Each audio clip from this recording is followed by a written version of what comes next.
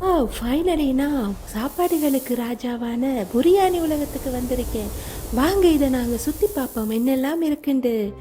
Wow, எங்கே பார்த்தாலும் பிரியாணி, நடக்கிற பாதை எல்லாமே பிரியாணி, சூப்பராக இருக்குது. எல்லா இடமும் சிக்கன், எக்ஸ் எல்லாம் இருக்கு. வாவ், பிரியாணி மழை தான் இங்கே கொட்டுது. வாவ், பார்க்குறதுக்கு எவ்வளவு பிரம்மாண்டமாக இருக்குது. இதுதான் சிக்கன் கறி நீர்வீழ்ச்சி போல. வாவ், சூப்பராக இருக்குது. இதை ஊற்றி சிக்கன் பிரியாணியில் போட்டு சாப்பிட்டா எவ்வளவு டேஸ்டாக இருக்கும் காய்ஸ். வாவ், யம்மி யம்மி, ரொம்ப டேஸ்டாக இருக்குது. பிரியாணிக்கு எக் இல்லாட்டி வேலையே இல்லை காய்ஸ்.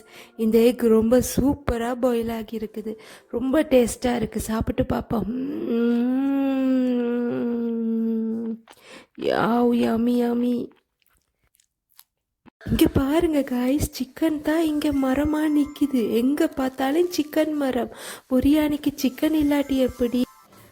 வாவ், இந்த சிக்கன் ரொம்ப டேஸ்டாக இருக்குது.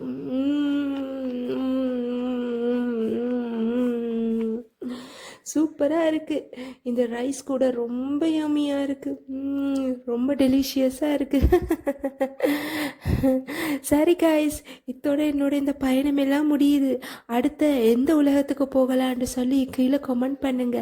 ஸோ இன்னொரு வீடியோவில் உங்களை நான் சந்திக்கிறேன். அது வரையும் பாய் பாய் காய்ஸ். ரொம்ப பத்திரமா இருங்க காய்ஸ். பாய்.